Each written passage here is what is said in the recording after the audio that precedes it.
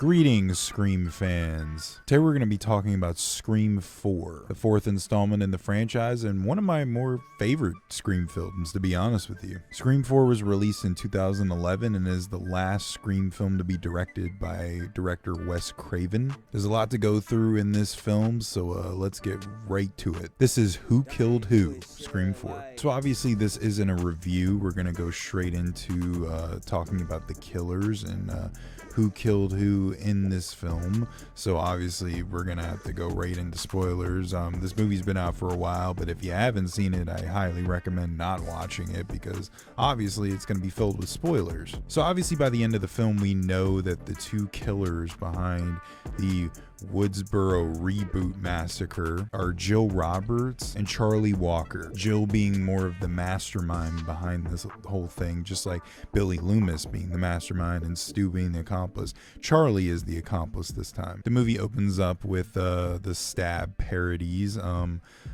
obviously not going to talk about these, Stab 6 and Stab 7, because they're not technically taking place in the real life film, so we're going to go ahead and skip those. So after watching Stab 7, which shows clips from Stab 6, which is meta as fuck, I know, Jenny Randall and Marnie Cooper are sitting talking about the films on the couch. Obviously this is the first attack of the film, and it starts off with Jenny pranking Marnie, and then Marnie mysteriously disappears and drops the phone on the floor. Then a phone call is made to Jenny. This is the first time the killer makes contact with characters in this movie. So by this point we already know that Marnie has been killed, and obviously we're gonna have to kind of more lean towards this was Charlie that killed her. Near the end of the film it's shown that Charlie has the footage of Marnie's death. So there was one ghost face stabbing her, and then the other one I assume is recording it, being that it was from another angle away from the ghost face. So I think we're gonna go with this was Charlie who did this murder, because he talked about the other murders like he was the one who did them. So I'm assuming that Charlie is responsible for Marnie Cooper's death. Obviously on the phone call, we'll talk a little bit about the phone calls. When Ghostface calls Jenny, I assume this is also Charlie talking to her, being the way that the language is used about horror films. This isn't a comedy, this is a horror film. I assume this is more of Charlie's expertise bleeding into this phone call. So we're gonna chalk up that phone call to Charlie. Now the next major thing that happens in the scene is Marnie's body being thrown through the glass door into the house, with Jenny witnessing this, and then a ghost face shows up from outside. Now I'm gonna go ahead and go with this is Jill who did this, and she is chasing Jenny through the house and eventually makes it to the garage and kills her there, to where we get the flash title sequence. Definitely going with this is Jill who kills Jenny Randall. There's also a brief moment where this ghost face stabs and misses Jenny, and you can hear a female grunt. I don't know, I guess maybe that's more so me just kind of looking into nothing, but you know, I could assume this would probably be a telltale that this is Jill. Definitely both ghost faces were present in this scene, that's for sure, because they would have had to help each other record this, and obviously these are their first murders, so I don't think really one of them is going to be confident doing this alone for the first time. I think they're definitely going to be together doing this for the first time, and then later on maybe things change where they felt a lot more confident in their plans and their murders, where they could kind of do things separately to keep the guys going. So Jill and Charlie both got one kill each. Obviously the next phone call that takes place is Jill being called in the car after she gets picked up by Kirby.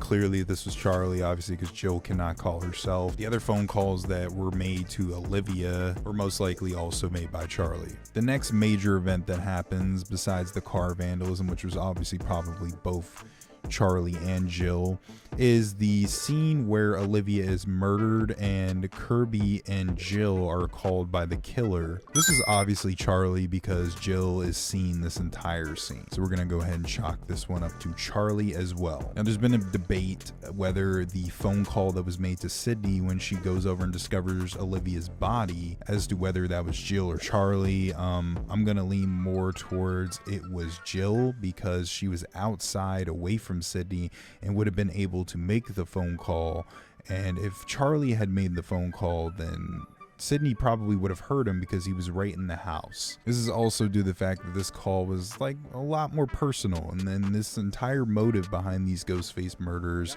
in this film are more so motivated by Jill's lust for fame and revenge against Sidney. So we're gonna go with this phone call was made by Jill. Obviously, the scene that takes place right after this phone call is made, where Jill and Sidney are attacked by Ghostface, and Sidney does a fucking badass kick and knocks Ghostface the fuck out. But then he manages to get away right when Haas and Perkins walk inside. Obviously, that was Charlie because Jill was present. The next major event that happens is when Rebecca is murdered in the parking garage at the hospital. I believe this was done by Charlie just because Jill was in the hospital, and there is a deleted scene in Scream 4 where Trevor is talking to Jill in the hospital, and she would have been with family. She would have been with Kate, her mother, and she probably would have taken her home. So Sidney would have been there as well. So I believe Charlie probably did this murder right after he was done talking to Gail, and then would have thrown her body off the top of the building. And the next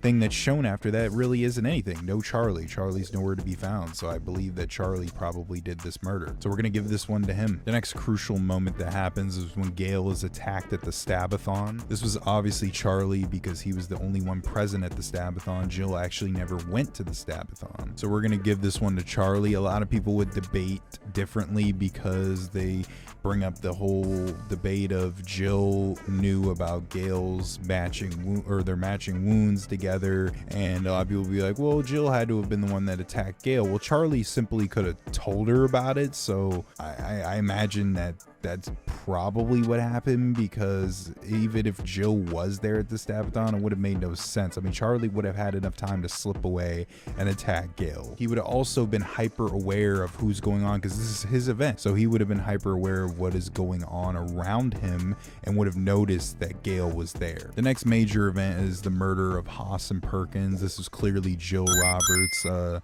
obviously, because it's right outside of her house. She was there, she kills them, and yeah, we just got to give this one to Jill. It's pretty obvious here. Next crucial moment is a phone call made to Sidney talking about how the killer wants her family. This was clearly Jill.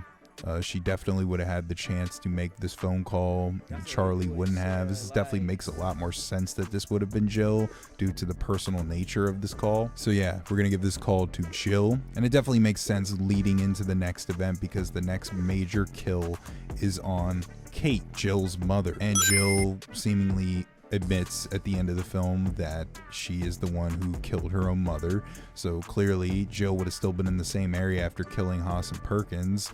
So yeah, obviously this one is going to Jill as well. Getting to the third act, taking place at Kirby's house.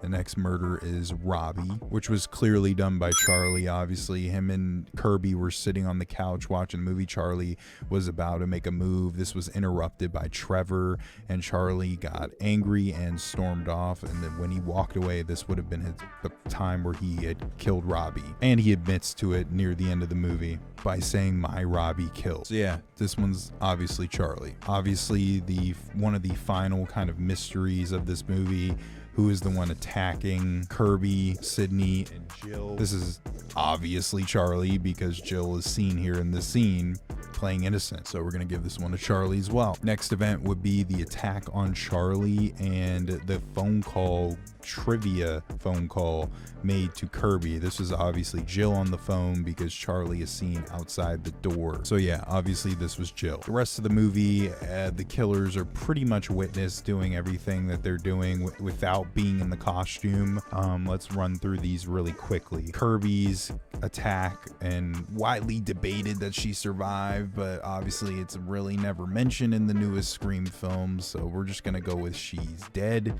The kill of Kirby, obviously this was done by Charlie, or we see this happen on screen. Next kill is Trevor. Obviously we witnessed Jill shoot him in the head. And then Charlie's death, which is obviously done by Jill. She stabs him and kills him, so yeah. And the stabbing of Sidney, also done by Jill. And then the final scene where Jill attacks the three legacy characters, Anne Hicks, Sydney, Dewey, and Gale, and then Jill's death, which is obviously done by Sydney. And then the film pretty much ends there. So I hope this was helpful. I hope this is entertaining. Just a little quick run through of all the whodunits in this movie. I hope I was right on most of these. I tried my best, but regardless, you know, I tried to include a little bit more, tried to include the phone calls in this one. So I hope this was entertaining, and thanks for watching.